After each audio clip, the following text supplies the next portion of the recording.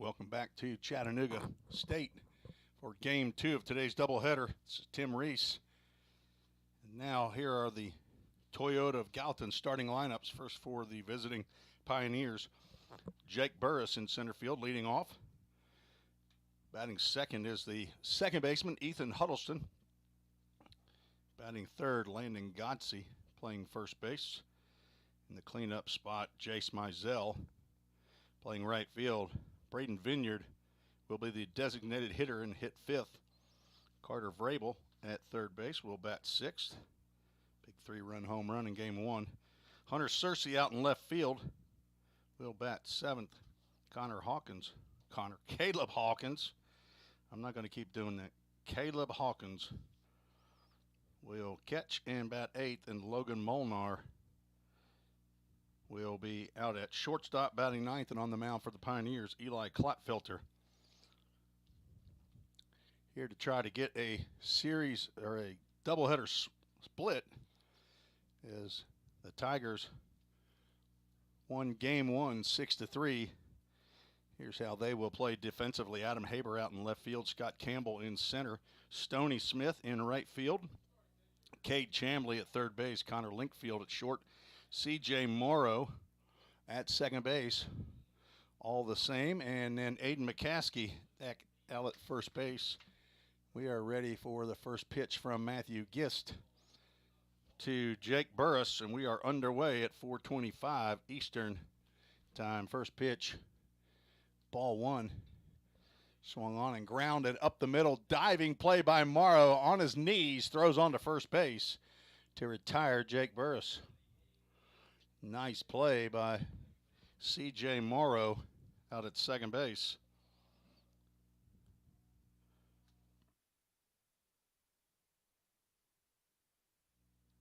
So with one out, Ethan Huddleston steps to the plate. Tough time at the dish in game 1. First pitch he sees called strike. Gist from Cumming, Georgia. Sophomore. Went to North Forsyth High School. Check swing, pop up out in the left center field. That could fall, and it falls into the glove of C.J. Morrow, who's had 2 stellar plays to start game 2 here. Wasn't sure if that hit the ground or not. Didn't see a call from the base umpire, but a nice catch. Basket catch over his shoulder. So as soon as I can find my yellow pencil, we'll put stars there as the first pitch lands over the plate on a slow breaking pitch to Landon Godsey.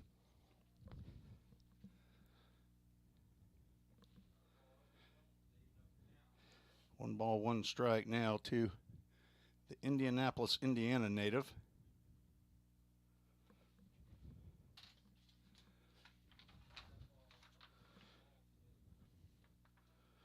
Godsey 1 for 3 in game 1.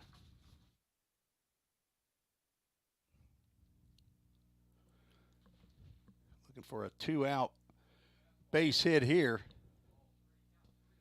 Count goes 3 balls and a strike to Landon Godsey. On deck, Jace Mizell. MGM Industries foul ball off the screen. We'll have a full count. A Full Count Ministries full count. Stay tuned after the game. We'll have another Full Count Ministries verse of the game, this time from the New Testament. Swung on and popped up. It will be foul. I'm not sure if it'll be playable for McCaskey or not.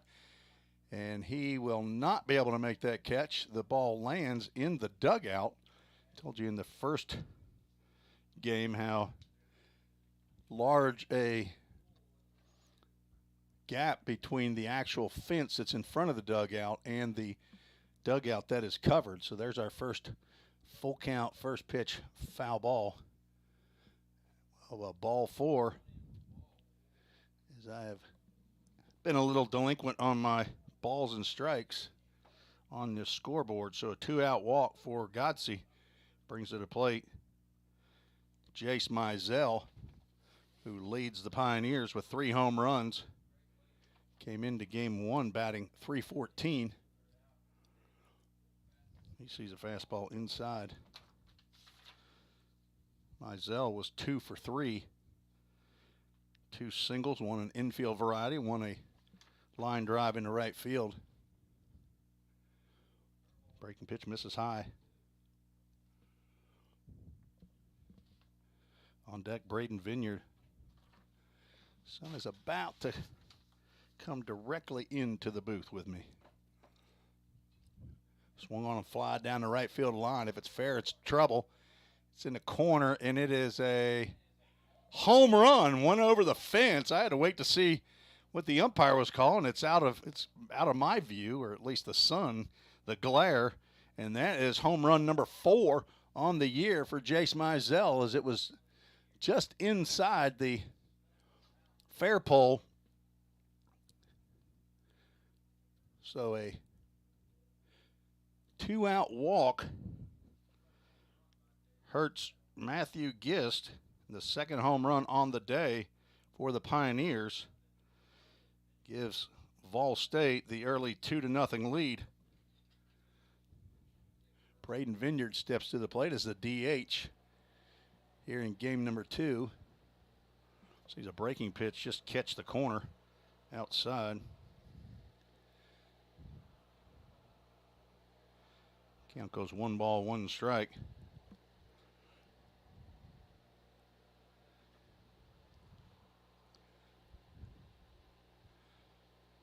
Fastball must have missed a little bit high.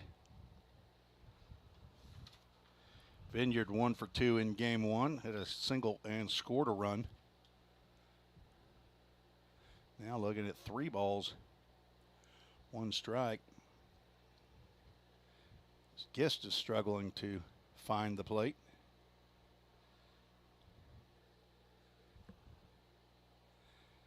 And walk number 2 in the inning. And that will bring out the pitching coach. If I can find his name again, Dion Felger. Pitching coach for Chat State. He'll come out and talk to Matthew Gist. Met Matthew's dad before the game wearing a Cincinnati Reds hat. Said he was from not too far away from where I grew up, actually, in Cincinnati, Ohio. Said he went to Taylor High School. I've been gone from Cincinnati for a long time. First pitch to Vrabel, breaking pitch about his ankles.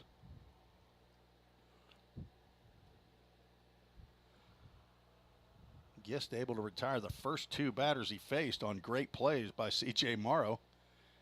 Now a fastball high, and he's gone 2 balls and no strikes to Vrabel, who was 1 for 3 in game 1, and that one was a big one. It was a 3-run homer to left field, his second of the year.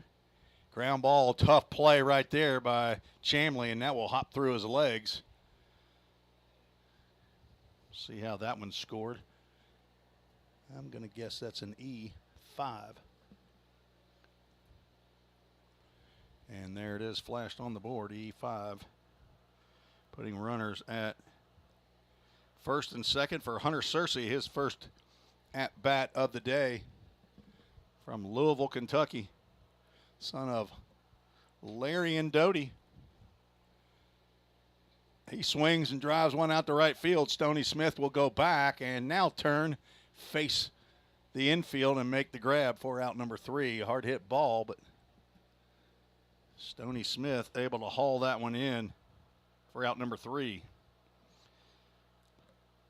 The Pioneers score again via the home run. 2 runs. They were earned. 1 hit, 1 error. 2 runners left on base. After 1/2 inning, the Pioneers lead 2-0. You're listening to the Vol State Sports Network.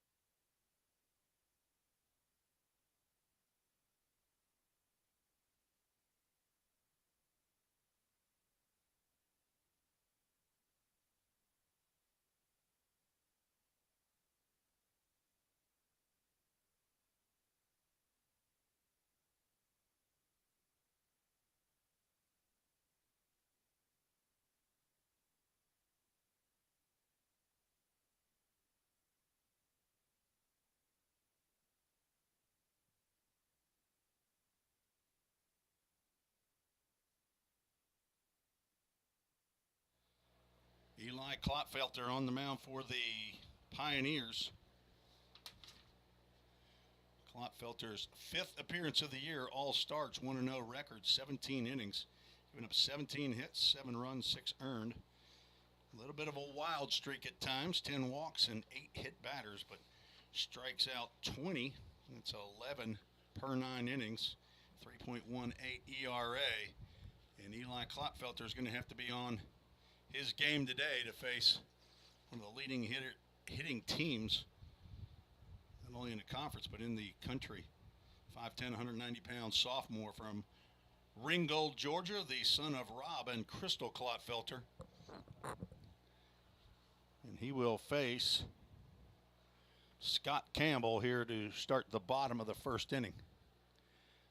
Campbell squares around a bunt as he did in game 1. That pulls the bat back for ball 1. Thank you for joining us here on this beautiful sunny afternoon called Strike on the Outside Corner.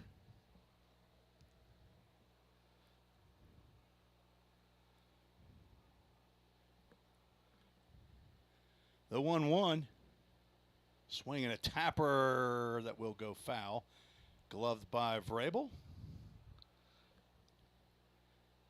And the count will move to 1 ball, 2 strikes to the leadoff batter and center fielder, Scott Campbell.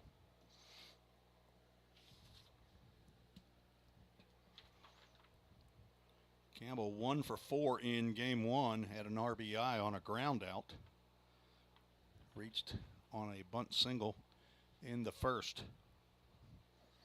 On deck, Adam Haber. Breaking pitch that Klotfelter thought was strike 3 as he started walking off the mound, but home plate umpire disagreed.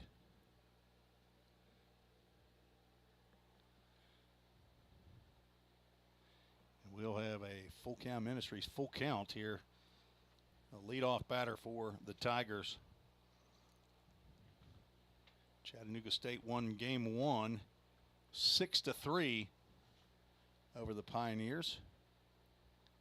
Started to go but held up, and the base umpire concurred with the plate umpire that he did in fact hold up. So a leadoff walk. Walks got Matthew Gist in trouble in the top of the first. We'll see if that leadoff walk ends up hurting the Pioneers. Adam Haber, left-handed hitting left fielder, now in the box. Fastball misses high. Haber seemed like he was on base all the time. He went 1 for 3. Reached on a fielder's choice, had a stolen base and a run scored and an RBI single.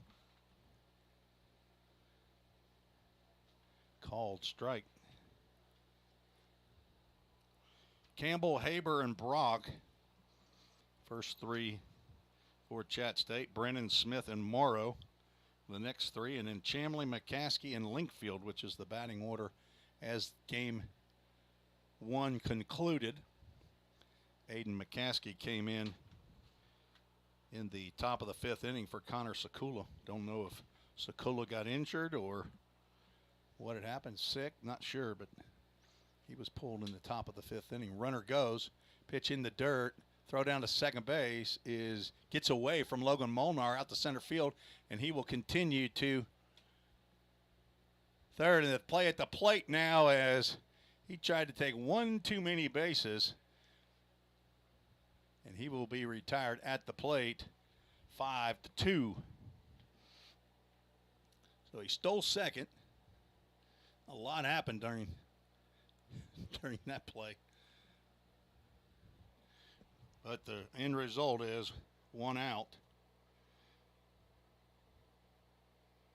A stolen base and an error on the throw on Caleb Hawkins.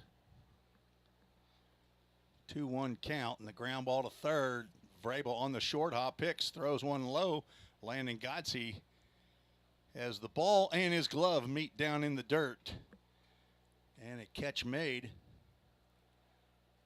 And an out recorded, 5-3.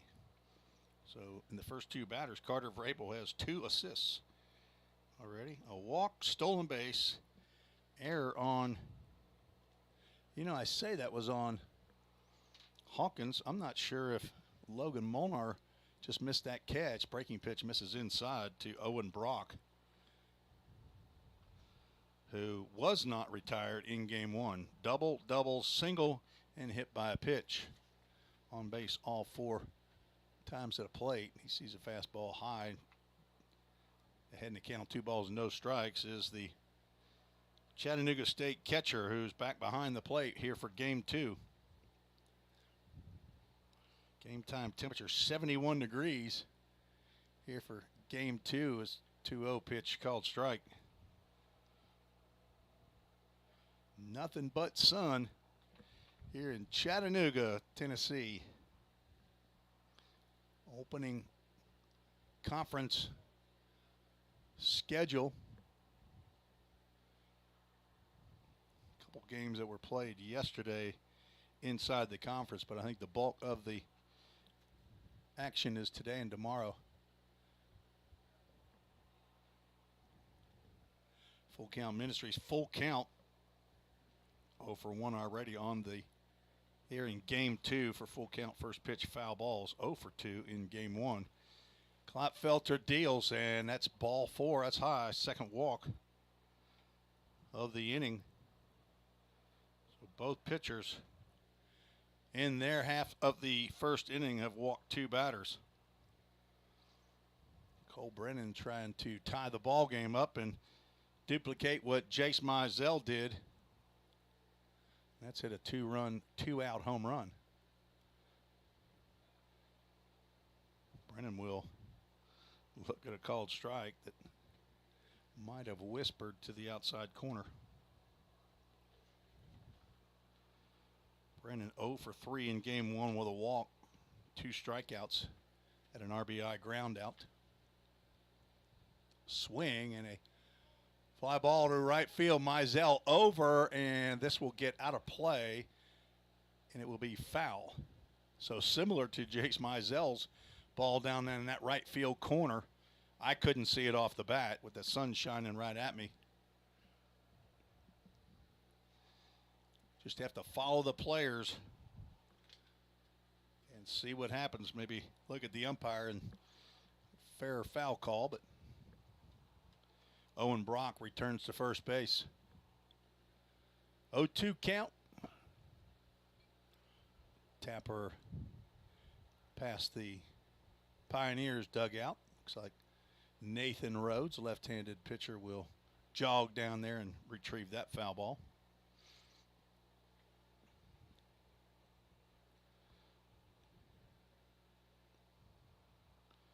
On deck, Stoney Smith, the right fielder for Chat State. Throw over to first base. Brock back, feet first.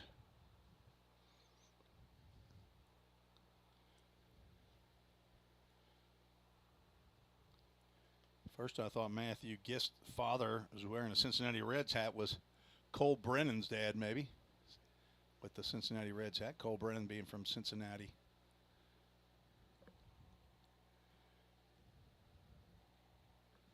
But I was wrong.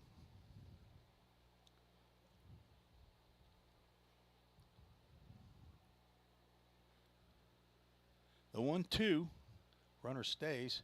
Grounded down to first base, but it will be foul. Landon Godsey able to glove it, but it was in foul territory. Count remains 1 ball and 2 strikes.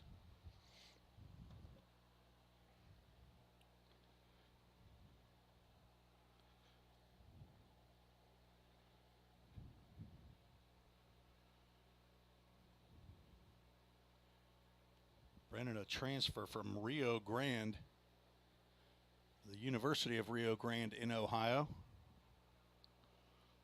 In Rio Grande, Ohio, that's NAIA school. He played in 43 games out of 55 a year ago, hit .280. The 2-2, runner goes and he stops, throw down to first base. Pitch called a ball, and Hawkins' back pick throw is not in time. Full Count Ministries, Full Count. Vol State alum Jacob Oldham, the executive director, and Josh Carmen, the director of baseball, as Brennan just reaches out and touches that one between the shortstop and third baseman. Runner obviously going on the play. Puts runners at first and second with 2 out. That's the first hit of the inning. Stoney Smith steps to the plate. Pioneers have been dodging Stoney Smith all day as he grounded out twice and flew out twice. 0 for 4 in game 1, but he has been a stellar hitter for Chat State this year already. Swinging a MGM Industries foul ball. Of course, MGM Industries put in the custom windows in the newly remodeled press box back at Pioneer Field, Tim Garrett Baseball Complex.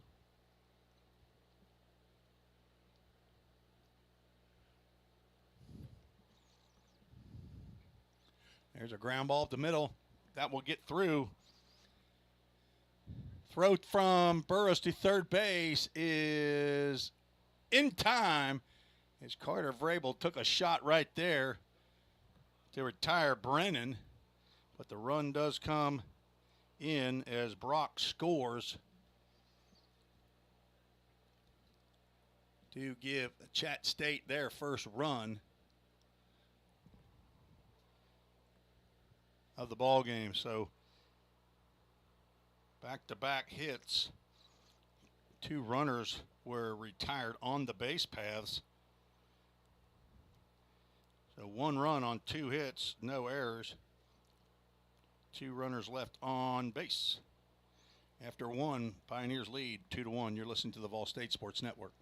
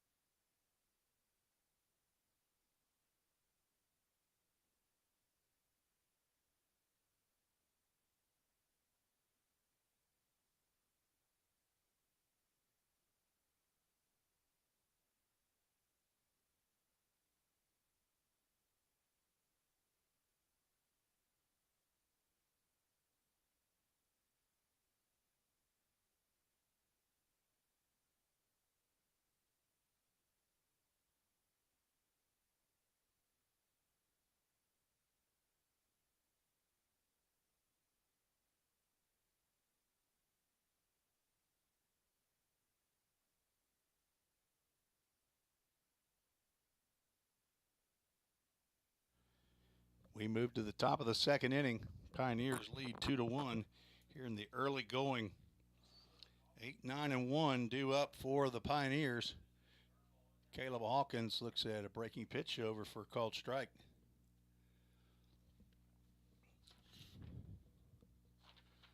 Hawkins struggling to start the years. Smashes that one foul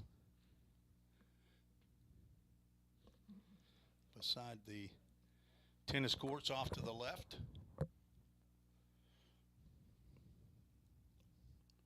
0-2 pitch sails high. Caleb, a redshirt sophomore from Stewart's Creek High School, transfer from Wabash Valley and Dyersburg State. The tapper up the middle, that could get through, and it does for a seeing eye base hit up the middle for Caleb Hawkins. He needs a few of those. He's hit a few balls on the button, nothing to show for it, so he'll take those that find holes. Second hit for the Pioneers.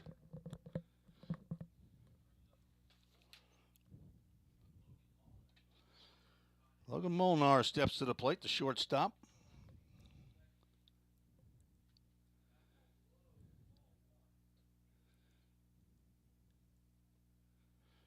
Molnar, freshman infielder for Fall State gets the start at shortstop. Ethan Huddleston moves over. There's a pickoff attempt over at first base. Gifts with a very good left-handed move. Steps basically toward his dugout and then throws to first base. Hawkins again will get a lead, but throw over to first, not in time.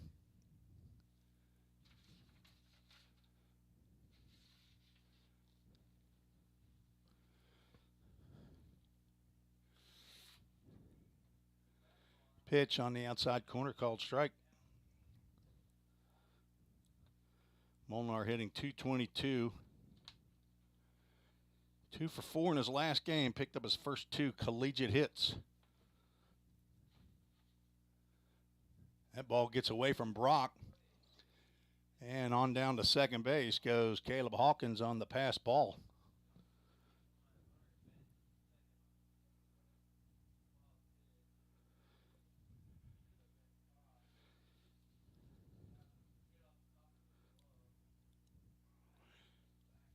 Two balls and a strike to Molnar with nobody out. Now a runner at second base. Drive out to center field. Back goes Campbell. He's still going back at the track. Hawkins will tag up on the fly out. So Logan Molnar a productive out, but he put a charge into that one. Scott Campbell is a good outfielder and went back and got it. But the pass ball has enabled Caleb Hawkins to reach third base with less than 2 outs. Jake Burris stepping to the plate looking for his first hit of the day. 0 for 5 so far. Good time right now. The breaking pitch misses. Apparently outside, be my guess. On deck, Ethan Huddleston.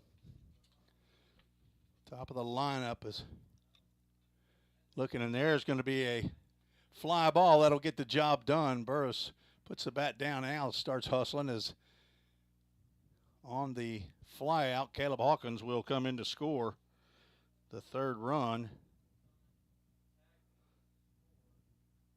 So a sacrifice fly for Jake Burris delivers the third run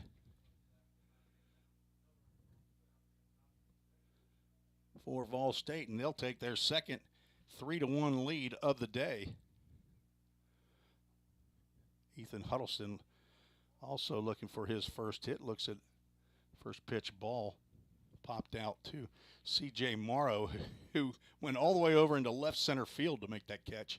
Starts to go. The pitch is called a strike.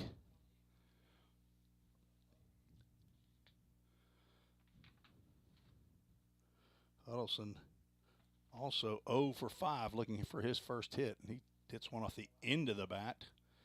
MGM Industries foul ball. And down in the count once again. Times like this, it seems like you're always in a 0-2 or 1-2 count.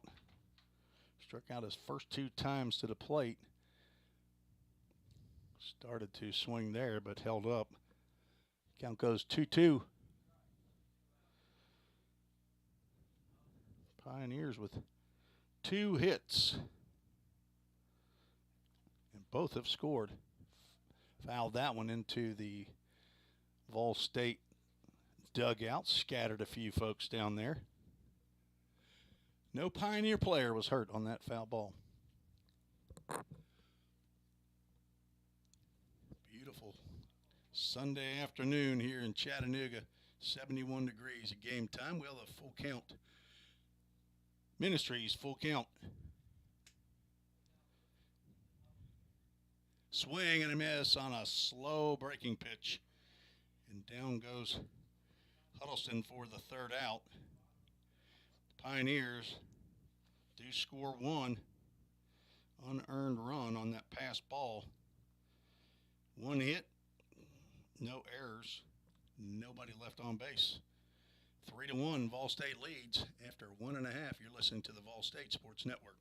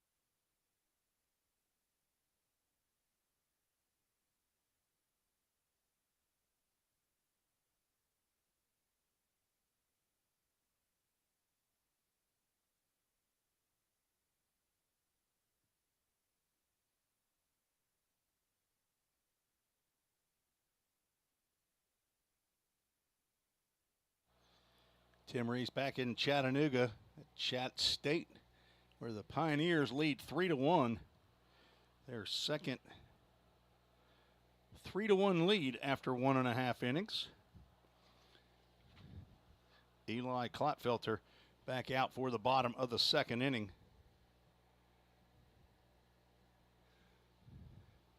Sails one over the head of Caleb Hawkins. Again, I apologize for the shadows that you're seeing that are on the window. My cameras are inside, of course. C.J. Morrow, the second baseman, has made 2 nice defensive plays. Was at the plate. Klotfelter struggling to throw him a strike. Morrow 1 for 4 in game 1 of the doubleheader. Swings and fouls that ball off to the left side. Stay tuned. We'll have the Toyota of Gallatin alumni spotlight later in the ball game, hopefully in the 5th inning, unless I forget like I did in game 1, and we'll do it in the 6th.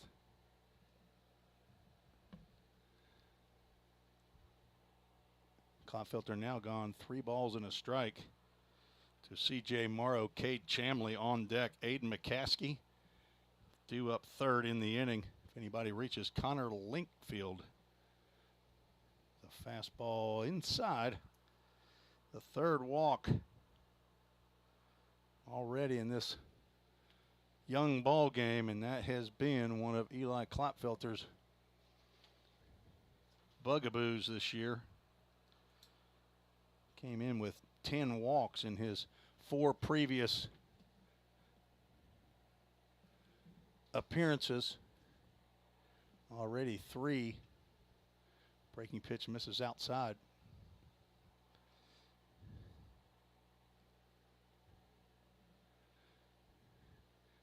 This umpire a little tighter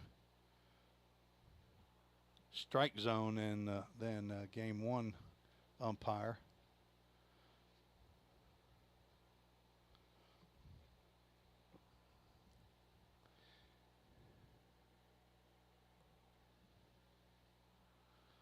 Morrow leads off of first, about an average lead. Another throw over to first base, and he's back in hands first.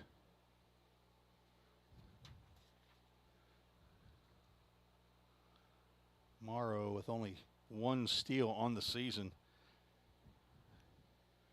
Chattanooga State 4th. That ball's drilled out to right field. Mizell started in and then moves back, and will get under that one for out number 1. Oh, hit pretty well by Chamley. But Mizell really improved as an outfielder from a year ago. Mostly was the DH, as Dalton Pizer was the starting right fielder, but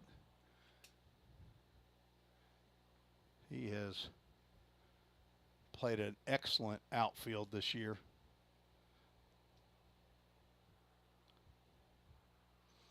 Aiden McCaskey, left-handed hitting first baseman, steps to the plate.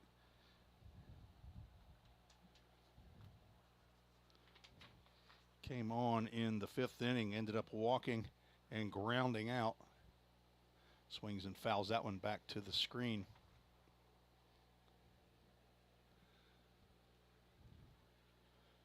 Pioneers 2 runs in the first on a 2-run home run by Jace Mizell. Chattanooga State cut the lead in half in the bottom of the first.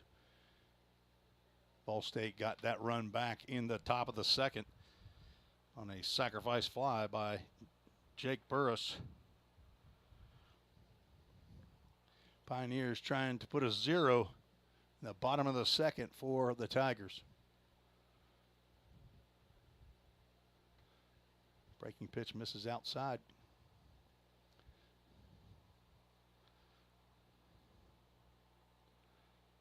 Several families that are here. Pioneers players family. It's good to see them out.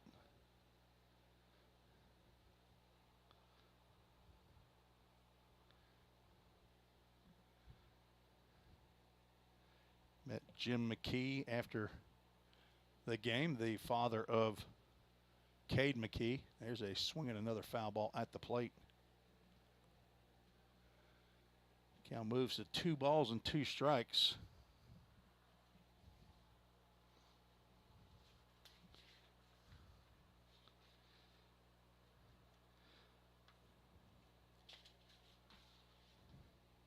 Throw to first base, not in time. And I think it's Colby that I met. Cade McKee's brother. The other one, Clay, I believe, is the one who just had the baby. That ball is inside, gets away from Hawkins. Down to second base will go C.J. Morrow. Not sure if that will be considered a wild pitch or a pass balls. I'm going to put it as a wild pitch in my book. We'll have a full count. Ministries full count with 1 out and a runner in scoring position.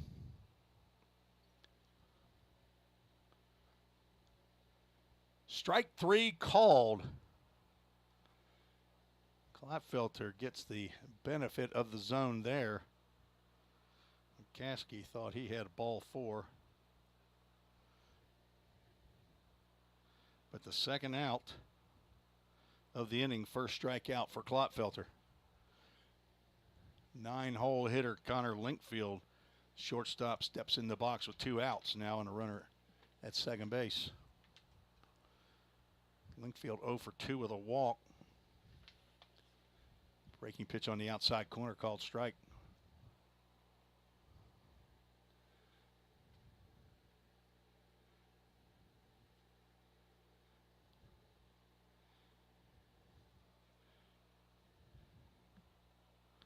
Looking on this screen, I have no idea what's actually flapping and making that shadow on the screen as Linkfield swings and misses. Oh, now I know what it is. It's that sheet of paper right there. I have hanging on a wall. 0-2 pitch. Swung on and dropped into right field. We'll see if Mizell can make it, and he will dive, and it will drop. 1 run will score. Mizell's throw to second base will not be in time. Connor Linkfield will get an RBI double as Chattanooga State gets that run back. That was just a flare into right field that Mizell took a shot at. The only harm was that Linkfield ends up moving up a base, but you got to take a chance on that. So 1 run in, and another runner in scoring position at the top of the order steps up. Scott Campbell fouls that one just past the Tigers' dugout.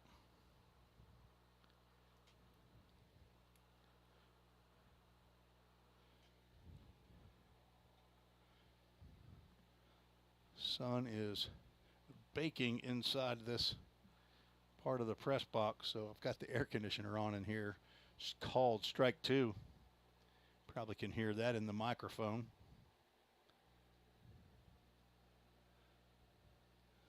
3-2, Pioneer lead now cut to just 1. Clatfelter trying to get out of any further damage. 0-2 pitch on the outside corner, and down goes Campbell looking. So 2 strikeouts looking for Clatfelter. But not before Chat State scores 1 run on 1 hit, no errors, 1 runner left on base.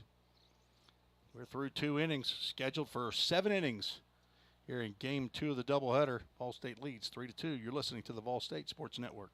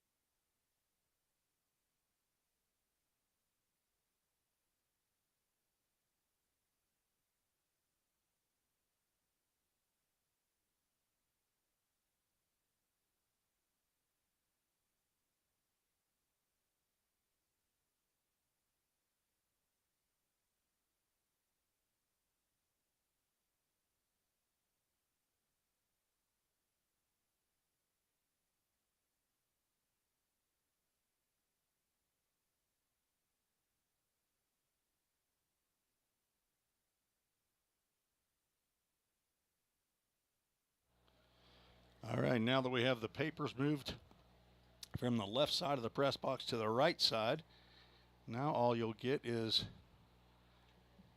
me in the glare. It's the reflection. Landon Godsey drives one foul down the left field line. First pitch he sees from Matthew Gist. Godsey walked and scored in the first. Scored ahead of Jace Mizell's 2-run home run. Now Landon Godsey down in the count, no balls and 2 strikes. And the air conditioner has gone off. And right back on as we have an MGM Industries foul ball into the parking lot. Smart spectators here, nobody parking in the front row. Just next to the baseball field. The 0-2 pitch. This is high.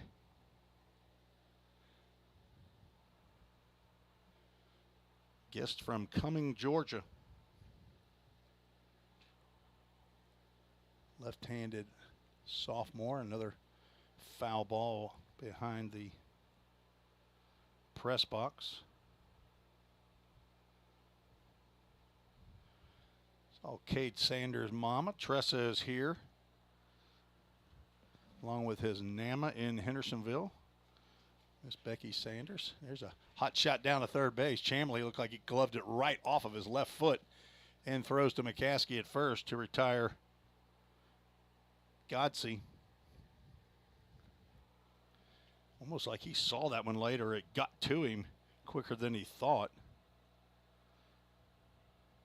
but able to glove it, and a strong throw over to first.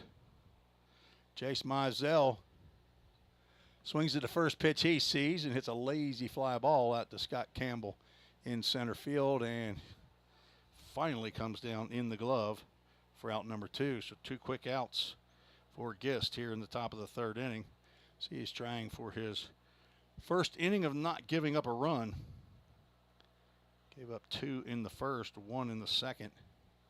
Now Braden Vineyard, who is looking for his first collegiate home run. Breaking pitch on the outside corner, called strike.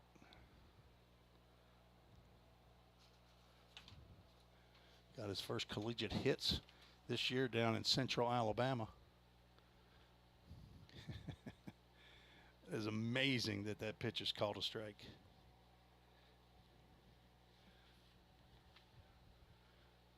It wasn't 3 baseballs.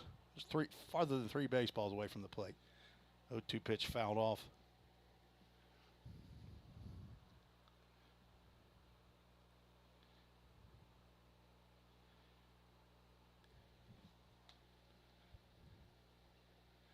And there's going to be another base hit for Braden Vineyard as he gets one off the handle, but muscles it out into that Bermuda triangle that is between right field, center field, and the second baseman. A 2-out base hit by Vineyard. Now Carter Vrabel stepping to the plate. Already has 1 big fly for the day. Started to go on that slow breaking pitch, but holds up. Pitch called a strike.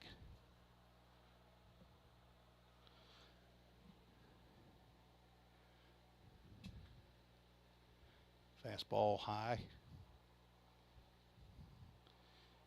Carter hoping to get a pitch to hit. Here is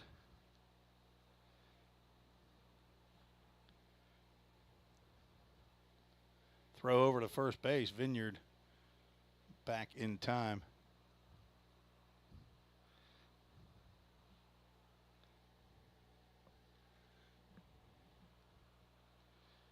Vrabel reached on an error by the third baseman. Fouls that one just over the screen into the parking lot. Count goes 1 ball, 2 strikes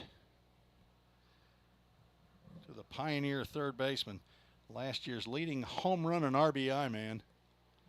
Looking to put a group together as that ball sails over Owen Brock's head. Not the tallest catcher you'll see out there, but that is a wild pitch. And on the play, Vineyard moves down to second base.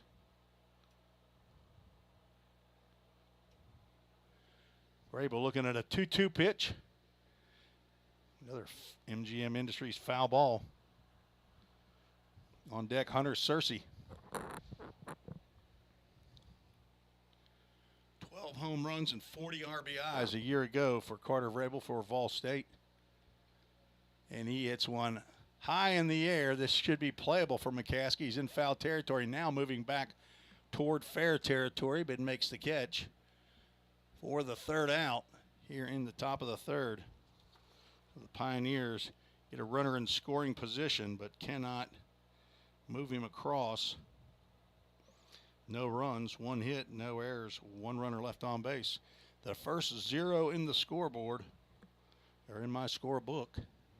Going to the bottom of the third, Pioneers have a 3-2 lead. You're listening to the Vol State Sports Network.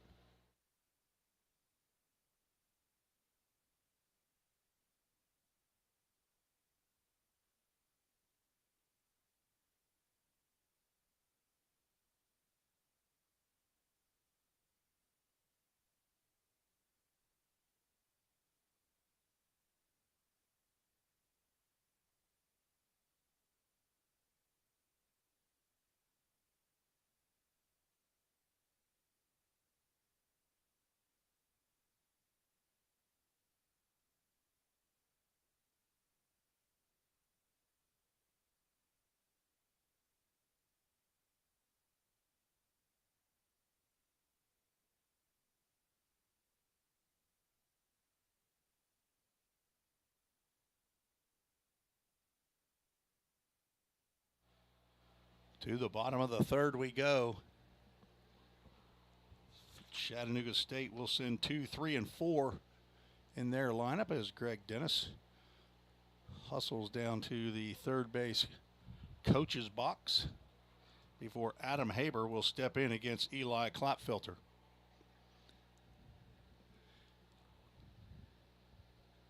First pitch from Klott, high, ball one.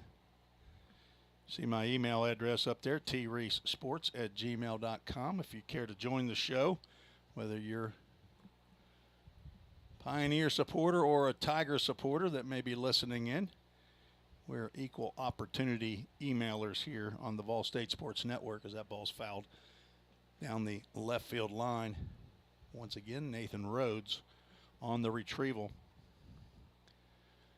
Tell me who you are, where you're listening from, who you're rooting for, which player, and if you have a familial relationship, let me know. Are you the mama or the daddy, the brother, the sister, the granny, the auntie?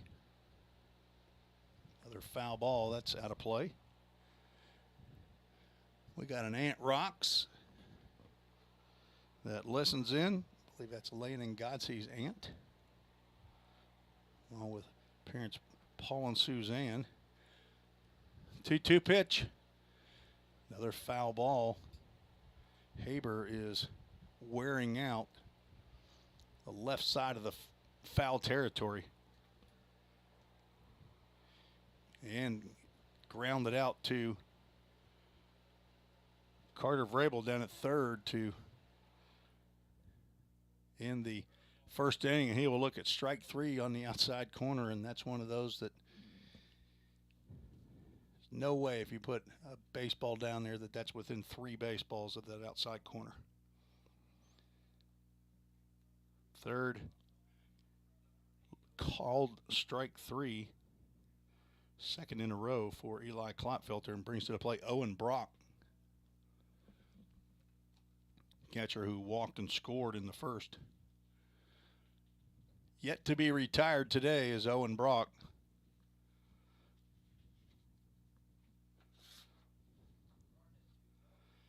Came in hitting .462.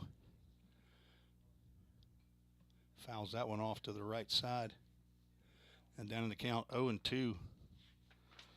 Has done nothing to decrease that average as he is 3 for 3. Been on base. The hit by pitch and a walk as well. So that .462 is going up. 0-2, misses high. On deck, Cole Brennan, the designated hitter.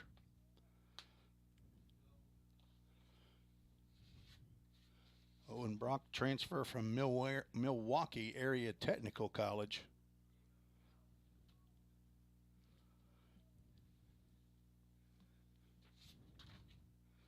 Came in with a 6-game hitting streak, so now a 7-game hitting streak as he collected those 3 knocks in game 1. There's another foul off the brick facade next to Cole Brennan. Be retrieved by Eli Klotfelter, and show that one to the umpire and see if that's got a big old gash. He has had hits in now 11 of the 13 games he's played in, Owen Brock. Full count. Ministries full count. Last year he played 45 games for Milwaukee area, hit .325, 29 RBIs. A sophomore catcher. Swing a ground ball. This could be the first time he's retired. Carter Vrabel throws on to first base to retire Owen Brock for the first time today. Now that batting average is going to heck in a handbasket, right? Probably still hitting over 500. 2 outs. Cole Brennan steps to the plate. He singled in the left field on a 3-2 pitch. Just served it in the left field. Looks at a first pitch from Klotfelter in there for a called strike. Eli trying to retire the side in order for the first time.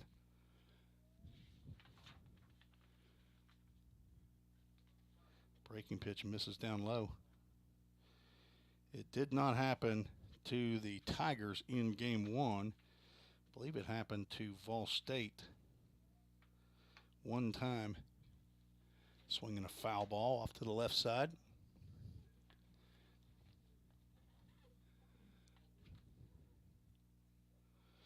No, it happened in the first and the 5th. On deck, Stoney Smith, who had an RBI single in that first inning. Tapper in front of the plate. Off the mound is Klotfelter, and he collects and throws to Godsey, and there it is. Your first 1-2-3 inning for the Pioneers versus the Tigers today. A 1-3 put out. And a 0 for both teams in the 3rd. After 3, scheduled for 7. Pioneers lead 3-2. You're listening to the Vol State Sports Network.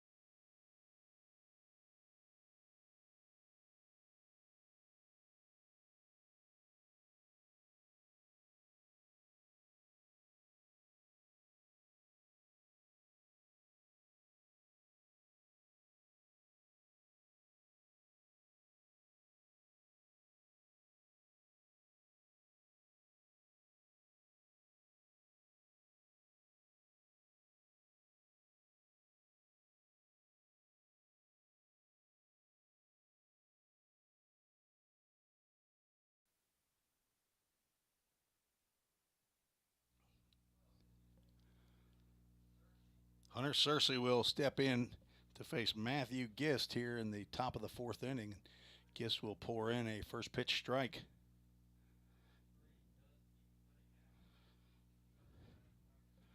Cersei flew out to right field, fouls that one to the on-deck circle where Caleb Hawkins will retrieve.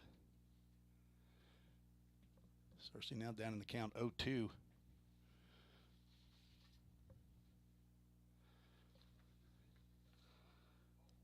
One and 2 now to the sophomore from Louisville, Kentucky. drive out to center field. Back goes Campbell, and he leaps and makes the catch. Cersei just can't buy one.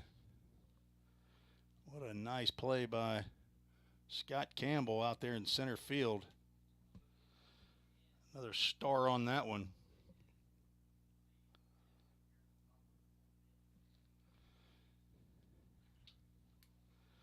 Caleb Hawkins steps to the plate.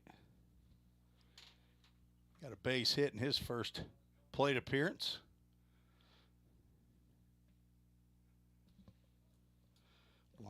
Ground ball actually just eluded the shortstop Linkfield. Got into center field. Caleb Hawkins looks at a 1-0 pitch that gets in there for a called strike. So says the home plate umpire, whose opinion is the only one that counts. On deck, Logan Molnar. Strike 2 called.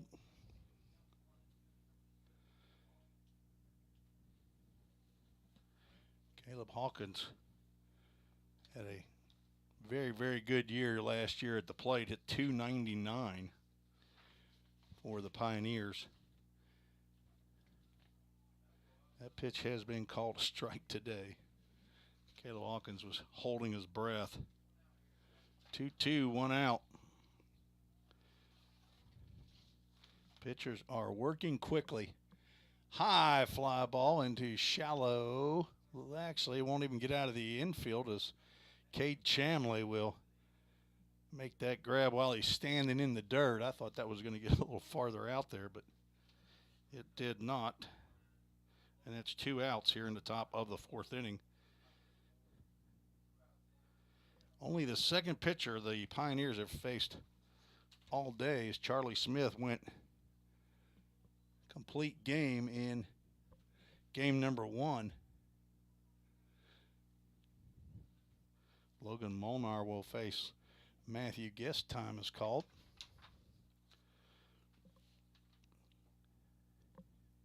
Unofficially, 7 innings pitched. Grounded as that ball's grounded to Morrow at second base, and that'll be another 1-2-3 inning. Pioneers will go down with another 0 in the scorebook here in the top of the 4th inning. So Charlie Smith, he went 7 innings, gave up 6 hits unofficially, 3 runs, they were earned. How many walks did he give up? Not many. He had one walk, 6 strikeouts.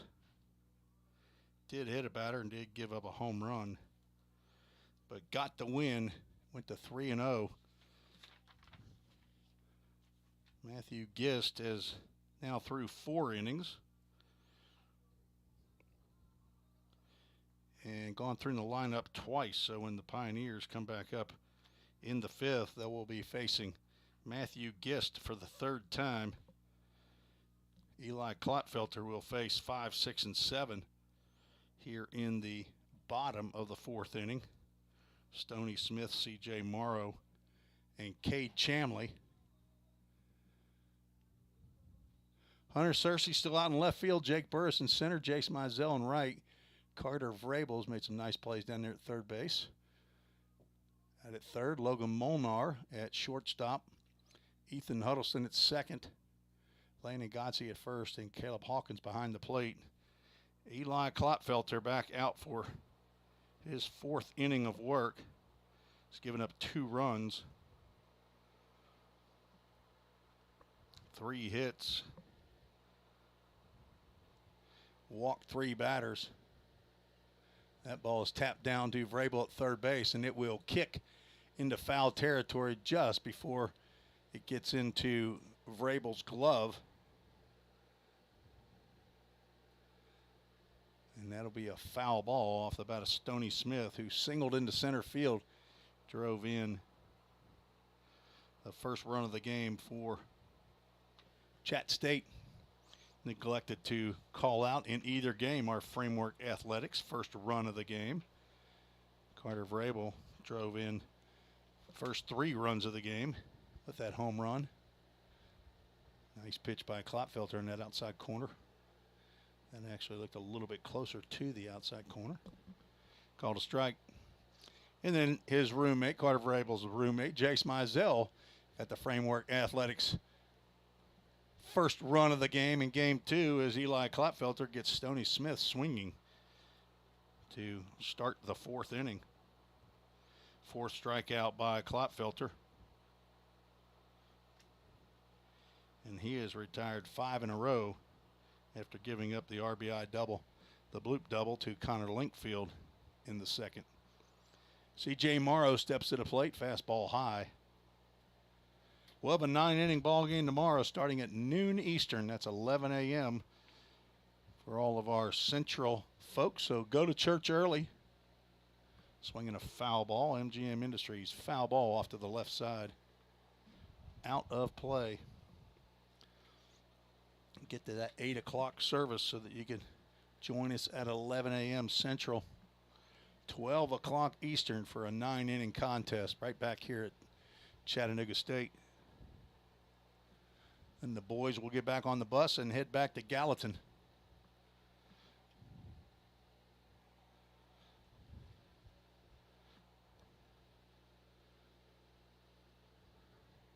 Breaking pitch misses inside. Count goes 3 balls and a strike.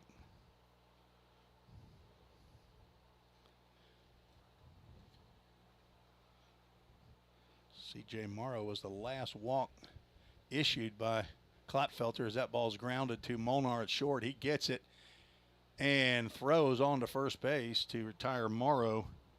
Nice play by Logan Molnar. That ball stayed down. I think he thought it was going to come up a little bit more, but it stayed down. The true freshman from Independence High School, just south of Nashville, Tennessee. And a nice play there to retire C.J. Morrow. Now, third baseman Cade Chamley steps to the plate. 2 out and nobody on. Swing and a miss at a slow breaking pitch. Klopfelter's got the slow one, and he's got a sharp breaker.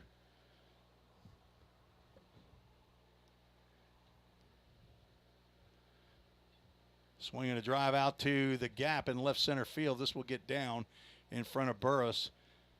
Jake Burris says, "You're not going to run on me. I led the world in assists a year ago as an outfielder." Let me put that second out up there. Apologize. From that left field spot, he had 9 outfield assists. I think 7 were to the plate and 2 were to other bases. So a 2-out knock for Chamley brings to the plate McCaskey. Fastball misses way outside.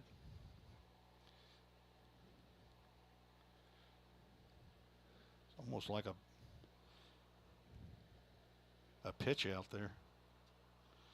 4th hit of the game for Chat State. 3 singles and a double. Chattanooga State has 3 home runs on the year, and they were all by one player, Stoney Smith.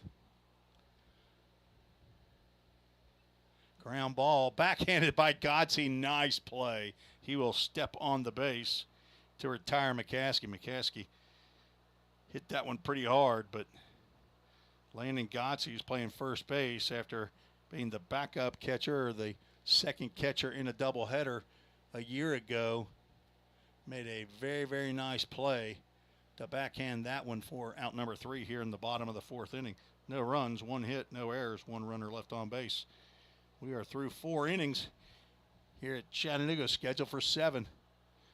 Pioneers still lead 3-2. You're listening to the Vol State Sports Network on YouTube and Twitter.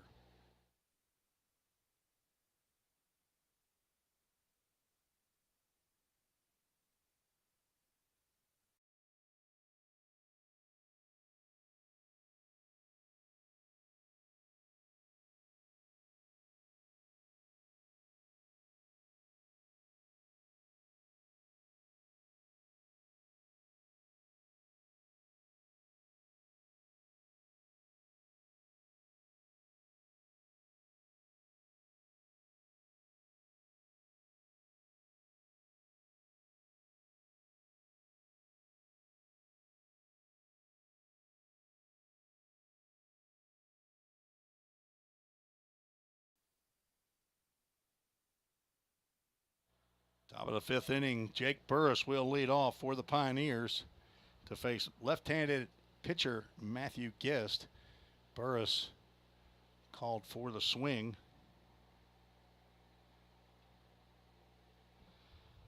Jake Burris, a sacrifice fly in his last plate appearance, drove in a run. Nobody to drive in here unless it's himself. Burris with no home runs thus far on the season. There's a line drive right to the second baseman. Morrow made the catch, dropped the ball, and just picked it up, started throwing it around. I assume they had already said out, but Burris hit that one on the button. He got 2 steps out of the box and said, "I'm out." Ethan Huddleston steps to the plate, looking for his first hit of the afternoon. Swings and fouls that one off of his leg.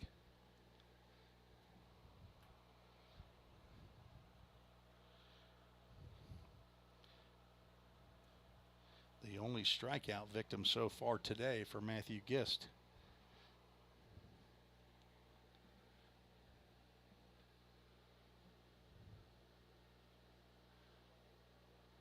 Yeah, he finally shook his head yes on a pitch outside corner.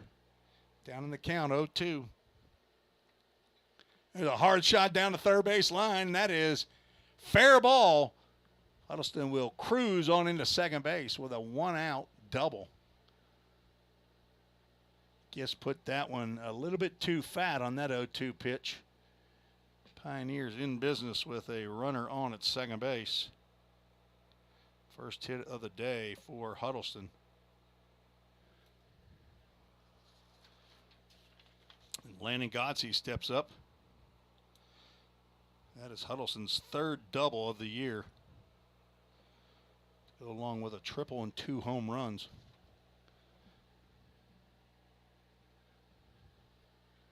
Godsey fouls one straight back. Don't believe a foul ball could hit these windows either, but they look pretty thick. Maybe MGM Industries made these windows as well. Huddleston leads off a second. Another foul ball gets into the parking lot off to my right.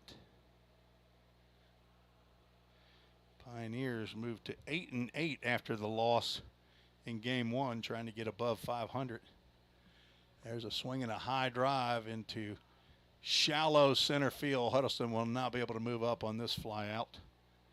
Now 2 outs in the top of the 5th inning. It's going to be up to Jace Mizell. The Pioneers are going to score here in the 5th. 2-run home run, his 4th of the year, which leads the squad.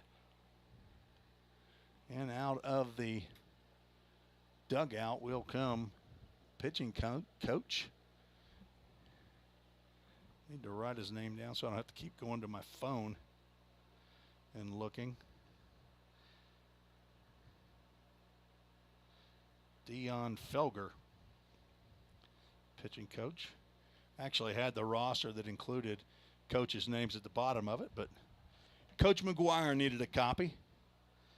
So I gave him mine and just took a picture of his, and we'll have a Summit Concrete call to the bullpen for Chat State to face Jace Mizell. This will be a right-hander, I'm sure. So the first pitching change for Chat State. Gist will end up going 4 2/3 innings, giving up 4 hits, 3 runs so far. He has walked 2 batters, struck out 1, did not hit a batter. See if we can figure out who the big right-hander is. Number 33.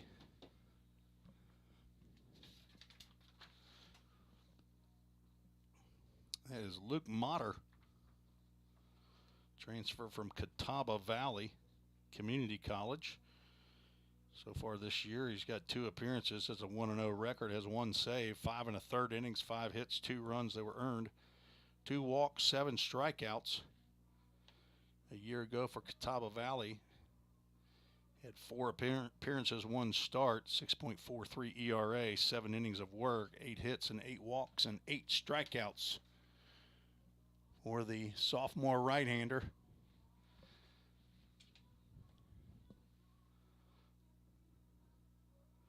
Who is from Summerville, Georgia. He is on in relief of Matthew Gist. Here in the top of the 5th inning, Pioneers have a runner at second, and that is Ethan Huddleston, who had a 1-out double. Landon Godsey flew out. It's a right-handed hitter. I'm kind of surprised that they didn't go to Motter. That's Motter when Godsey came to the plate. If they were going to go with Motter to Mizell,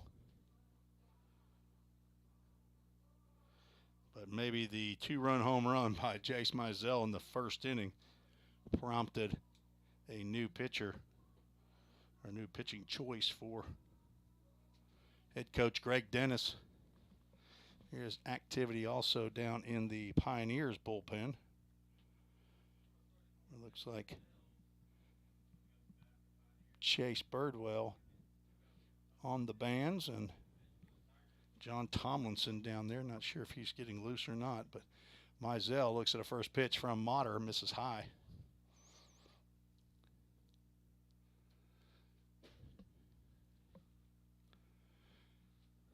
Mizell 1 for 2. Home run and a fly out here in game 2. Motter misses outside. Mizell 3 hits on the day, 2 singles in game 1 and a home run here in game 2. 2-0 on that outside corner called strike. From Metropolis, Illinois, sporting a nice Band-Aid above that right eye after receiving 4 stitches, being hit in the head with a baseball. Count now goes 3 balls and a strike with a base open. Maybe a little bit careful with Jace Mizell, but Braden Vineyard on deck. He's got 2 base hits for the afternoon. Huddleston leads at second. Tapper down the third base line. It'll go foul, backhanded by Chamley. Bring us to a Full Count Ministries full count. If I remember, after this half inning, we'll have the Toyota of Gallatin alumni spotlight.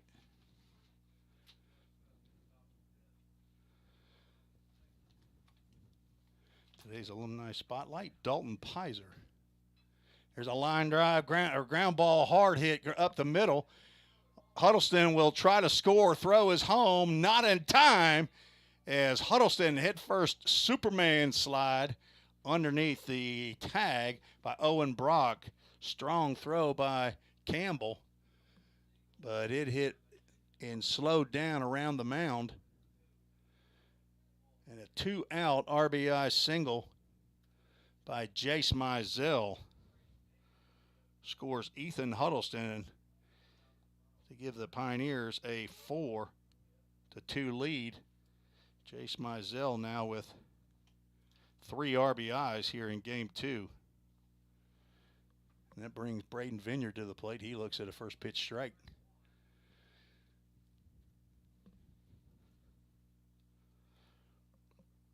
So Luke Motter, who comes in relief of Matthew Gist, gives up a full count single. That MGM Industries foul ball off the right side.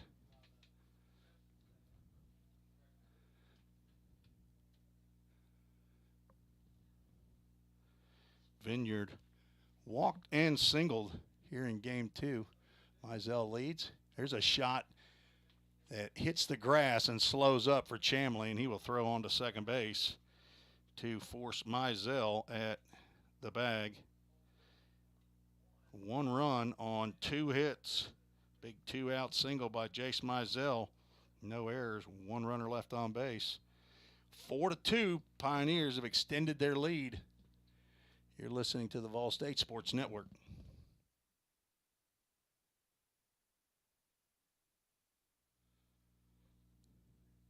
And now the Toyota of Gallatin Alumni Spotlight featuring Dalton Pizer, right fielder for the Pioneers a year ago. From Franklin High School, 2020 graduate who came to Vol State in the fall of 2020, played the spring of 2021 and 2022. Played for Ryan Hunt his first year and head coach Jim McGuire in year number 2. Played a total of 74 games in the 2-year span, 16 home runs, hit .290 his first year, .275 in the second year. He was second on a squad with 38 RBIs, had 10 home runs a year ago, now has moved on to Christian Brothers University down in Memphis, Tennessee, where in the first 15 games he's hitting .373, which is second on the club, 23 RBIs, which is tied for first, 22 hits. War number 33 for the Pioneers. Toyota of Gallatin, Alumni Spotlight, left-handed hitting, right fielder Dalton Pizer. There's a bunt right back to Klopfelter, who gets off the mound quickly after the first pitch. Connor Linkfield is out, 1-3 on the bunt. It brings the top of the lineup, Scott Campbell, to the plate. 0 for 1 with a walk. 3 hits on the game for Chattanooga State. 4 hits. First pitch to Campbell misses. 2 hits in the first, 1 hit in the second, and a hit in the fourth. Eli Klopfelter retired the side in the third inning. He's now gone 2 balls and no strikes to the leadoff center fielder for the Tigers. There's a 2-0 pitch right down the can.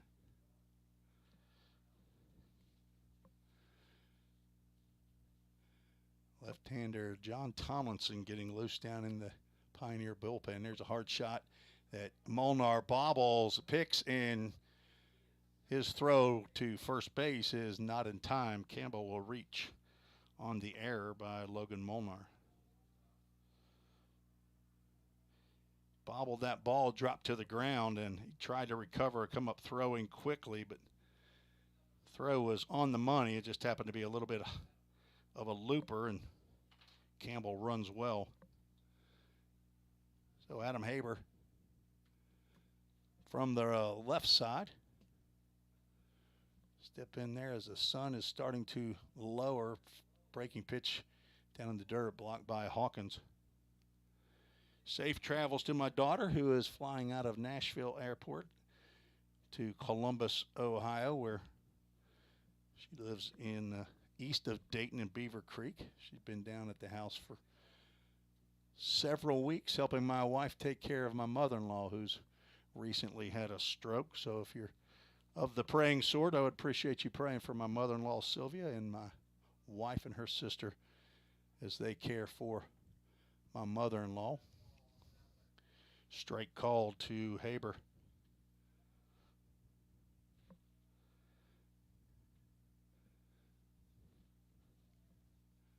The throw over to first base. Campbell back in time.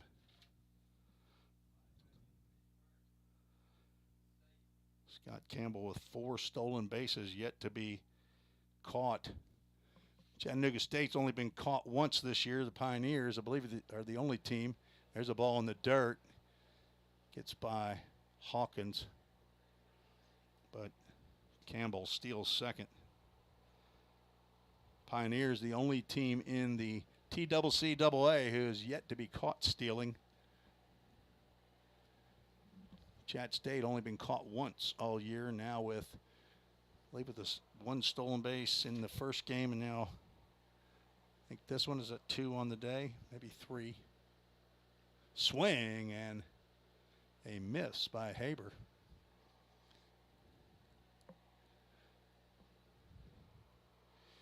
Haber has been wearing out the left side of the diamond. Seems like everything's going to left field or up the middle off the bat of Adam Haber. Runner in scoring position, 2-2 pitch. Klopfelter looks back at second and delivers. Breaking pitch on the outside corner, and down goes Haber. What a pitch there by Klopfelter, who's retired Haber now for the second time on a strikeout via the caught looking, the backwards K. 5 strikeouts for Klopfelter. Big out, as that's the second out of the inning. With 2 outs, a runner at second, the hot-hitting Owen Brock stepping to the plate. Retired for the first time in the third. Probably want to pitch carefully to Owen Brock. Cole Brennan on deck.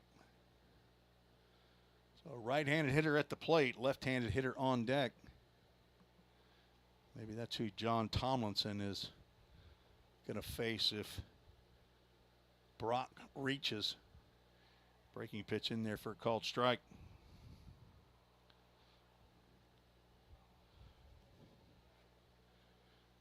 Owen Brock with a 7-game hitting streak.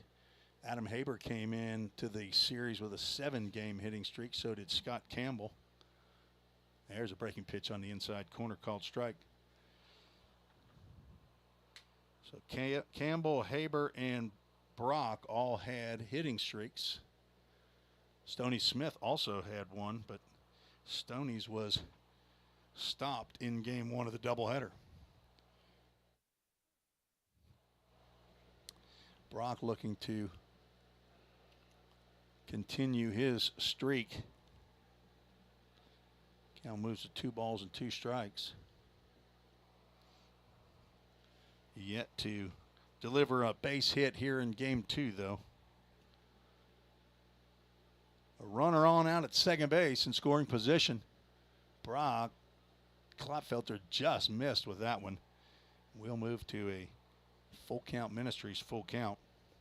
As I was saying earlier, Jacob Oldham and Josh Carmen, Executive Director and Director of Baseball for Full Count Ministries, are Vol State alumni, and hopefully I'll get at least one of those guys up in the booth for our Toyota of Gallatin alumni spotlight. Breaking pitch misses inside. Maybe not a bad walk, depending on what old Cole Brennan does right here. Brennan doesn't have the number of at-bats yet. So, 4th walk by Klopfelter, and he misses with that fastball outside. Well, apparently Tomlinson was not warming for Cole Brennan, as Klopfelter still on the mound trying to get out of the 5th inning. Cade McKee, who started game 1, could not. There's a breaking pitch over for a called strike. McKee actually did not even start the 5th inning.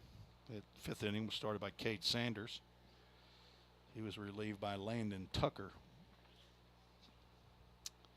Brennan 1 for 2. Looking at a 1-1 pitch, breaking pitch on the outside corner.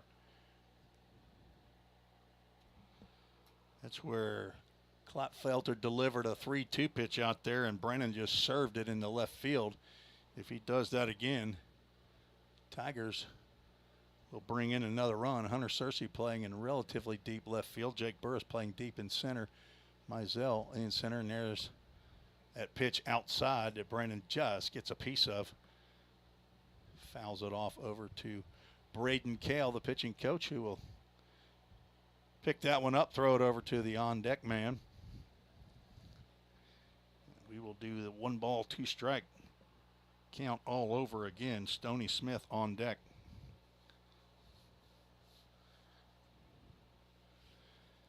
Not a cloud in the sky that I can see.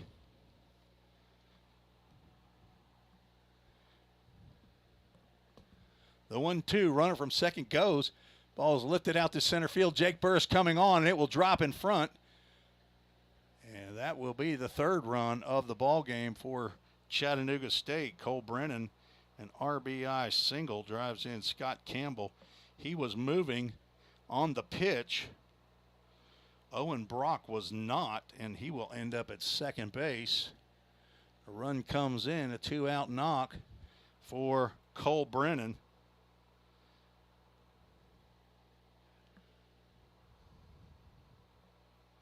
Two hits now for Brennan, brings to the plate Stoney Smith from Greenbrier High School in Middle Tennessee. Goodlettsville, Tennessee is where his hometown shows, but Greenbrier is actually in Greenbrier, Tennessee, up in Springfield, or near Springfield, Robertson County, just north of Sumner County, where Gallatin's located. 1-0, misses outside. Count goes 2 balls and no strikes, and I'm going to say if Klopfelter does not retire Stoney Smith, John Tomlinson will come in to face the left-handed hitting C.J. Morrow, who is standing on deck. Fastball misses high, and Klopfelter in danger of walking his 5th batter of the ball game. So an unearned run given up here in the 5th. Scott Campbell reached on an error. There's a 3-0 ground ball. Logan Molnar will come in, make the grab, and throw on to Landon Godsey to retire Stoney Smith, swinging on a 3-0 pitch. But Chattanooga State claws back with one more on 1 hit. 1 costly error, 2 runners left on base. After 5, Pioneers still lead by the slimmest of margins, 4-3. You're listening to the Vol State Sports Network.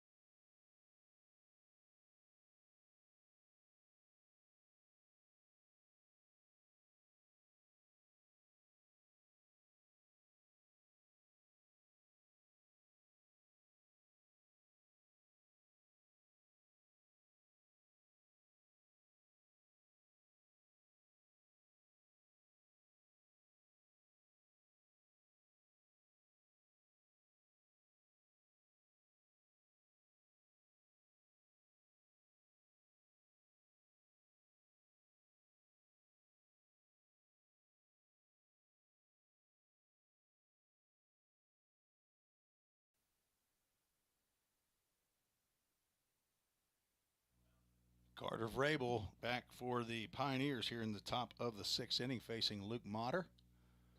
First pitch to Vrabel misses high.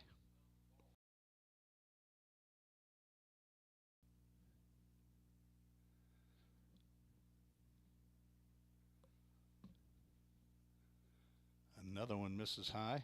Motter came on in relief of Matthew Gist in the top of the 5th inning. Gave up an RBI single to Jace Mizell, which right now is the difference in the ball game. There's a high fly ball in the infield. Chamley will move over and he'll go from the grass to the dirt. There's a big lip just out on the other side of the grass that goes down, and about tripped over that. But Vrabel will be retired for the first down in the top of the 6th inning. Brings to the play Hunter Searcy, who's 0 for 2. He lined out to center fielder Scott Campbell, who made a leaping catch over his shoulder as he was heading back to the fence.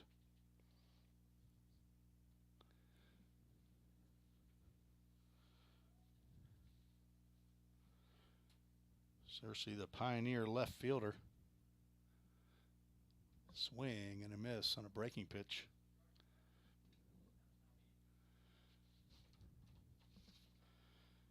Ladybugs in here and flies and yellow jackets. Feel like I'm in a zoo.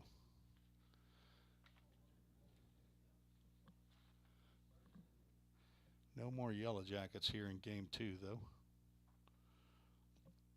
Hunter Searcy had a walk-off winner for the Pioneers earlier in the season. I believe his only double. No, he's got 2 doubles. That was his first double of the year. 3-1. Swing and a miss. Brings us to a Full Count Ministries full count. On deck, Caleb Hawkins. 3-2 pitch called, strike 3. Not sure what Hunter was looking for there, as that pitch looked like it was all over the plate. First strikeout for Motter. Caleb Hawkins steps to the plate with 2 outs and nobody on.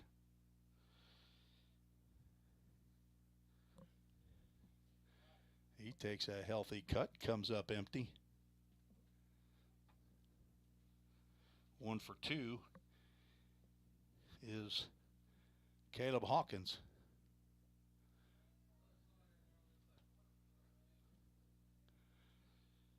Motter ahead in the count, 0-2.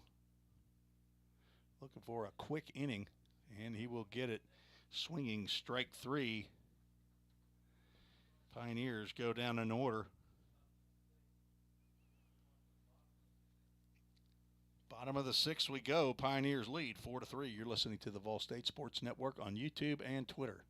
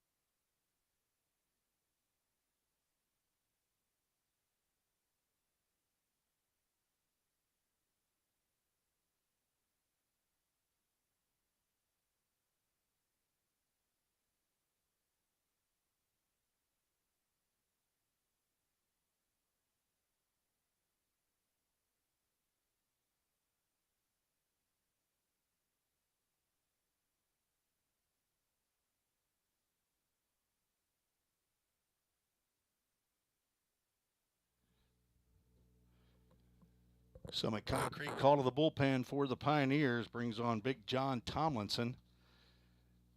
Redshirt freshman from Lebanon, Tennessee, Lebanon High School. Transfer from Middle Tennessee State University. The son of Keith and Kim Tomlinson. Brother to Lauren. Grandson of Paul and Grandma in Lebanon. Tomlinson on in relief of Eli Klopfelter. This is Tomlinson's 3rd appearance of the year, all in relief. 5 innings, giving up 4 hits, no runs, 1 walk, 4 strikeouts. Looking to preserve this 4-3 lead that the Pioneers have. Eli Klopfelter goes 5 innings, gives up 5 hits, 3 runs, 2 were earned. This is all unofficial, by the way. According to the world as Tim Reese sees it, 4 walks, 5 strikeouts in line for the victory. But depending on his relief pitcher and teammates as to what will happen. Pioneers gave up some late runs in game one, hoping to hold on here in game two, maybe put on some, give up or insurance runs in the top of the seventh. First pitch from Tomlinson misses high to C.J. Morrow. And apparently that one misses low. Morrow 0 for 1, walked and scored in the second. Made some very nice defensive plays. The first two plays against Vol State in the first inning, actually. Diving play on a ground ball. Threw from his knees to get Jake Burris out, and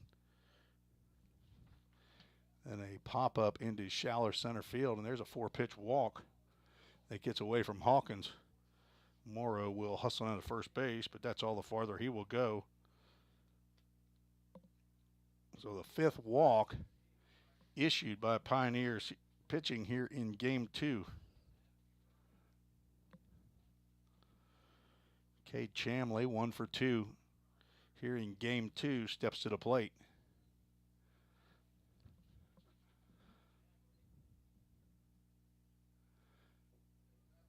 And that is 5 straight balls outside of the zone, and that will bring out the son of Randy Kale, pitching coach Braden Kale, to talk to his left-hander as Chase Birdwell starts to heat up down in the Pioneer bullpen.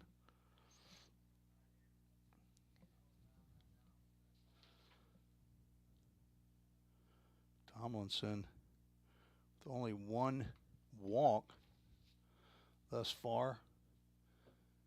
Struggled with that in the fall, but so far this spring it has not been an issue for him. But walks C.J. Morrow here in the bottom of the 6th inning. Chattanooga State figures to be in the upper echelon in the TCCAA conference standings. They came in 2nd place a year ago. Ended up 3rd in the conference tournament. Tomlinson's wondering where that pitch was. Called a ball. Chat State 44-14 a year ago, 20-6 in conference play, which was good enough for 2nd behind Walters State. There's could be 2, ground ball to Molnar to Huddleston. A do-dat double play. 6-4-3, just what the doctor ordered. John Tomlinson dialed that one up.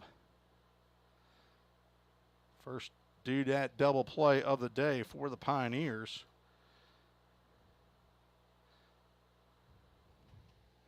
And that will erase a runner on base. And we have a new hitter here. Pinch hitter for Aiden McCaskey, number 12. That will be Riley George.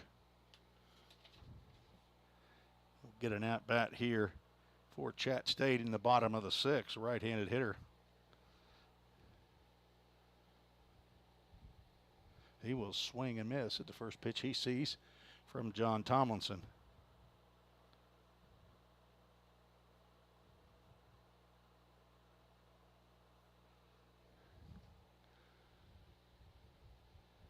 Strike 2, John Tomlinson been energized by that do-dat double play. Do-dat Communications. Craig Sinnard, supporter of Vol State baseball. 0-2 pitch misses outside. His son Luke Sinnard. Right now it appears as though he's the number 2 starter for the Indiana Hoosiers in the Big Ten. Just missed on the 1-2. Ethan Huddleston started walking off from his 2nd base position.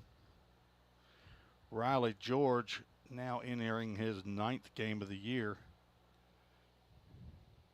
Swings and misses. John Tomlinson First 5 pitches were out of the strike zone. And ball 4, but a 6-4 to 3. That'll cure what ails you. Ends up getting George swinging and retires the order the side in order. No runs, no hits, no errors. Nobody left on. We're going to the 7th. Says the final inning scheduled.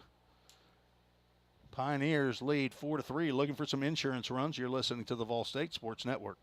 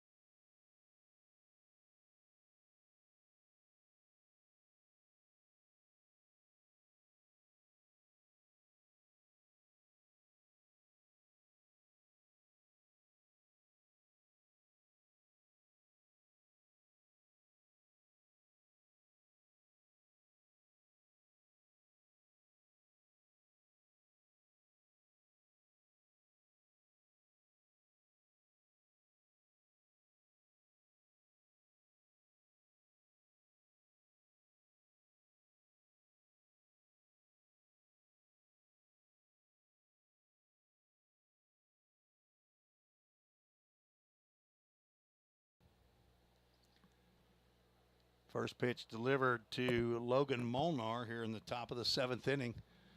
Called strike.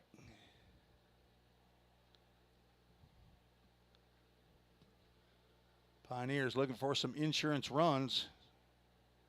Molnar down on the count 0-2. 0 for 2, fly out and a ground out. Pioneers 5 hits for the game. I can see a score out there in All State. The Lady Pioneers put 5 in, that looks like maybe the 6th inning or so out there, and have taken the lead. Logan Molnar hits a shot in the hole that Linkfield gets a glove on, but that should be scored a base hit for Logan Molnar. And there's the H up on the board. Matthew Randall, the PA announcer and scoreboard operator, not the official scorekeeper either, but he at least agreed with me that he thought that was a single. So runner on with nobody out here in the top of the 7th. Pioneers trying to get some insurance runs. Jake Burris steps to the plate, top of the Pioneer order. Time for the first base hit of the day as he will square the bunt, push that down the first base line. Motter will underhand to the new first baseman, Connor Sakula, who's come on for Riley George, who pinch hit for Aiden McCaskey. So the new first baseman, Connor Sakula, will get the out on the sacrifice bunt.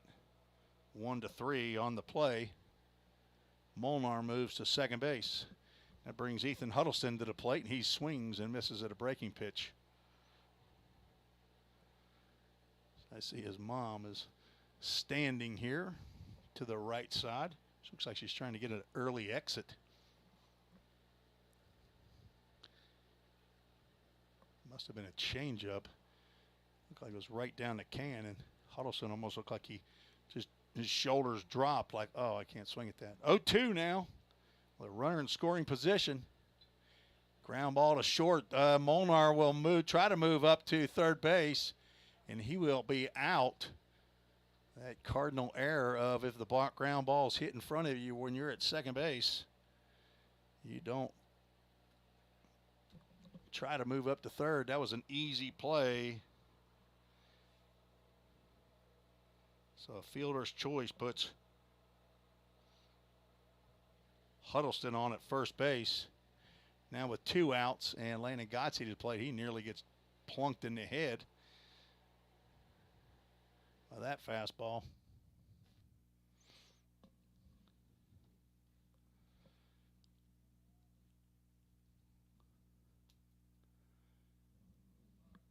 Breaking pitch misses low and outside.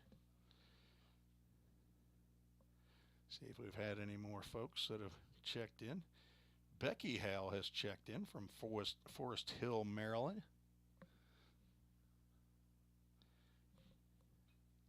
Hard shot into right field. That will get through. Huddleston will hold up at second base as the throw comes in from Stoney Smith. So Godsey with a 2-out base hit to right field. Godsey's first hit here in game 2. He was 1 for 3 in game 1, and out of the dugout. Dion Felger out. Don't see anybody warming up down in the bullpen for the Tigers, so this is just a conversation only. So if Logan Molnar had stayed at second base and made Linkfield throw that ball all the way to first, there was a chance that he would have scored right there on that base hit. So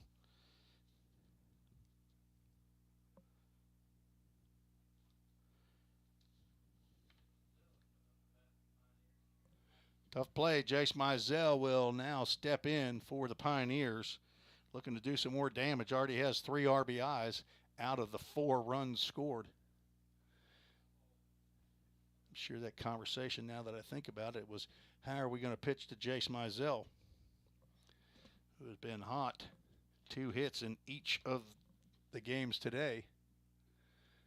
And they are pitching him away, although his home run was down that right field line.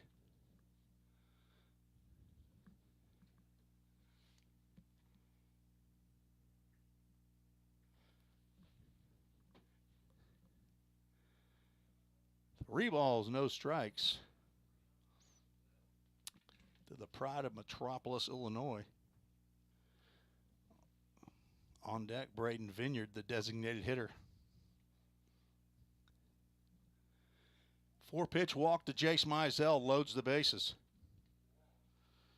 Not sure that Luke Motter wanted, or the Chat State Tigers wanted anything to do with Jace Mizell there. So that's now 10 batters that Motter has faced.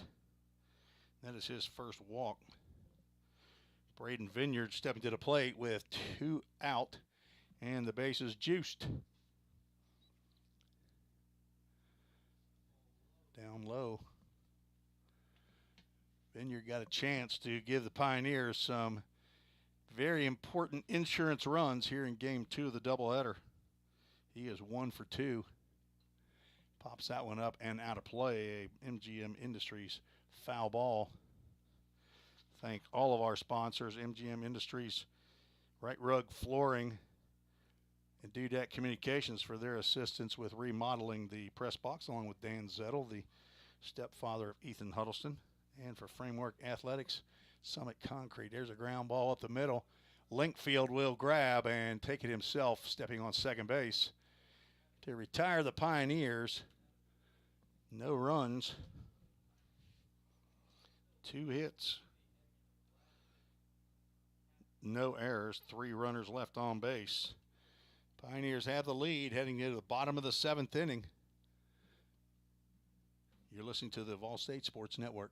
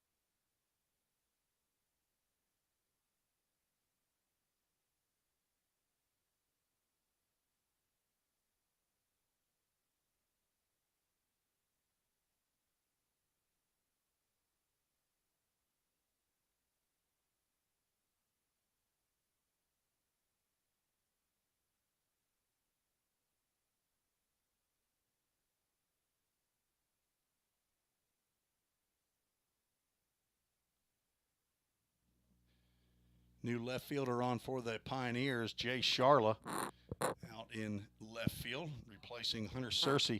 Big John Tomlinson back out on the mound to face 9-1-2 of this vaunted Chattanooga State lineup, trying to pick up his first save, get Eli Klotfelter a win, and the Pioneers above 500 again. First pitch from Tomlinson misses high.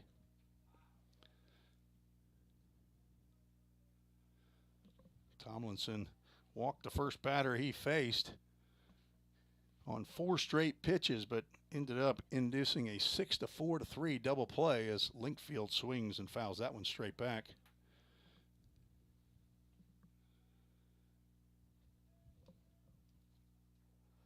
Klotfelter looking for his second win of the year. Pioneers looking to pick up their first conference win, obviously, as this is the first weekend series. There is a pitch right down the can, called strike to the Chat State shortstop. Slick fielder, and he is 1 for 2 here in game 2. Count moves 2 balls and 2 strikes. Linkfield was 0 for 2 in game 1. 2-2 from Tomlinson. Grounded to the right side. Nice hop. And Huddleston will catch it on a couple of hops and throw over to Godsey for out number 1. A good start to the bottom of the 7th for John Tomlinson. Scott Campbell will step to the plate. He's 0 for 2. Reached on an error. Walked, scored a run, stole a base.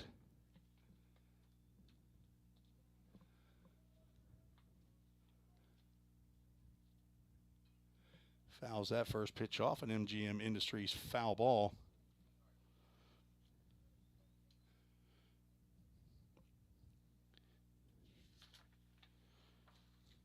Campbell has an 8-game hitting streak now on the line.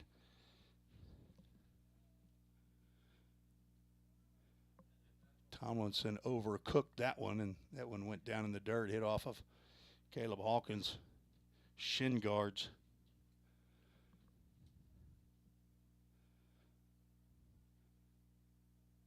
John Tomlinson, about 6'4", standing out there on that mound. Breaking pitch misses.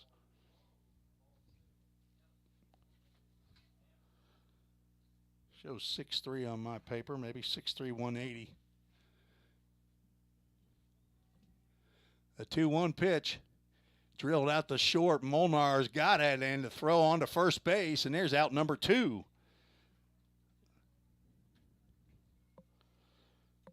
2 ground balls for outs for John Tomlinson, and he is 1 out away from picking up his first collegiate save. Pioneers with 2 in the first, 1 in the second, 1 in the 5th. Now Adam Haber to the plate, lefty on lefty matchup. I don't know if that really favors Tomlinson or not. Haber loves going to the left side anyway, so. Misses with the first 2 offerings to Adam Haber.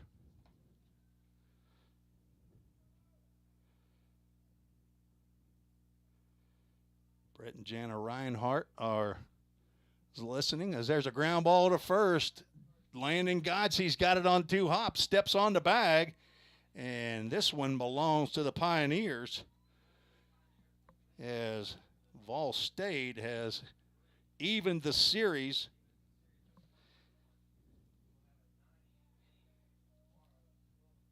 So they win 4-3, move to 9-8. And Chat State will suffer their second loss of the year. First loss in the conference, fall to 12-2, 1-1 in conference play, as Pioneers will also move to 1-1 as Eli Klotfelter will get the victory, his second against no losses. Matthew Gist will take the loss, and he will move to 3-1 on the season. And Big John Tomlinson will get his first collegiate save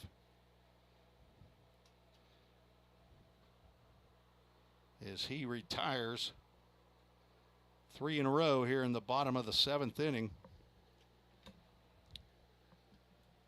We will put the final up on the scoreboard there. See if I can do it correctly this time. And there we go. So I'll be right back on the Vol State Sports Network to wrap this one up. A 4-3 victory for Vol State over Chat State. Come back with some totals. Hang with me. We'll have the Right Rug Flooring Player of the Game and the Full Count Ministries Verse of the Game. We'll be right back on the Vol State Sports Network.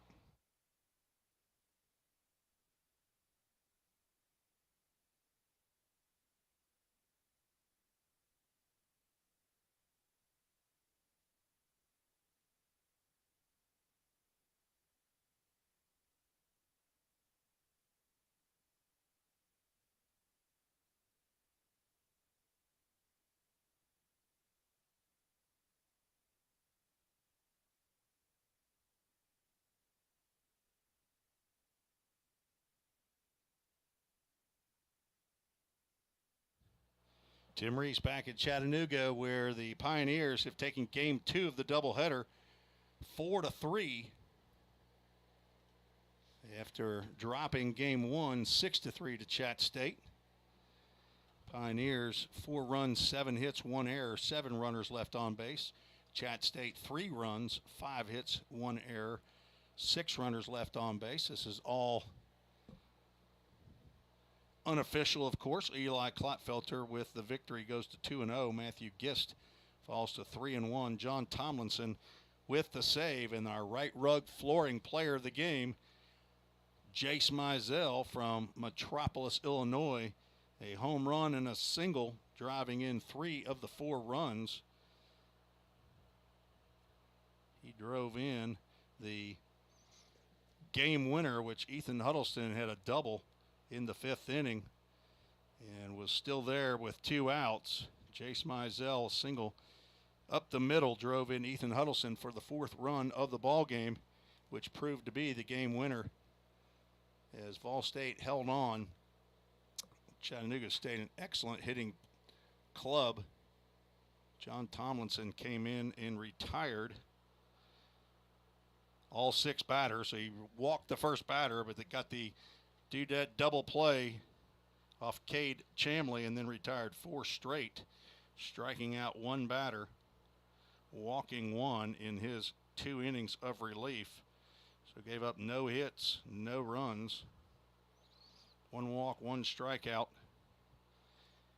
to earn his first save of his collegiate career, the transfer from MTSU.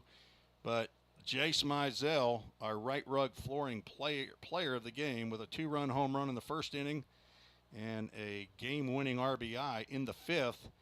He ends up 4 for 6 on the day with 3 RBIs. So great doubleheader for Jace Mizell. And the rubber game of the match will be held tomorrow at noon Eastern. Remember that, folks, noon Eastern, 11 a.m. Central Time. And I guess we'll have, as you can see me in the window, I guess I ought to turn that camera off, but it's not a pretty sight. But the Pioneers take game 2 here in a contest that lasted 1 hour and 55 minutes under 71 degrees game time temperature. So we'll get to the Full Count Ministries verse of the game we found in the New Testament, Luke chapter 9, verse 23. Then he, Jesus, said to them all, "Whoever wants to be my disciple must deny themselves and take up their cross daily and follow me." That's Luke 9:23, the Full Count Ministries verse of the game. Join me tomorrow about 10 minutes before game time, and we will do this all over again Not sure who the Game 3 starter is for the Pioneers. Well, I am sure. It's going to be Parker White. The freshman from Knoxville, Tennessee, will start, I'm sure, Game 3 tomorrow. So for Athletic Director Bobby Hudson and Head Coach Jim McGuire, this is Tim Reese saying so long, God bless you, and we'll talk to you tomorrow on the Vol State Sports Network.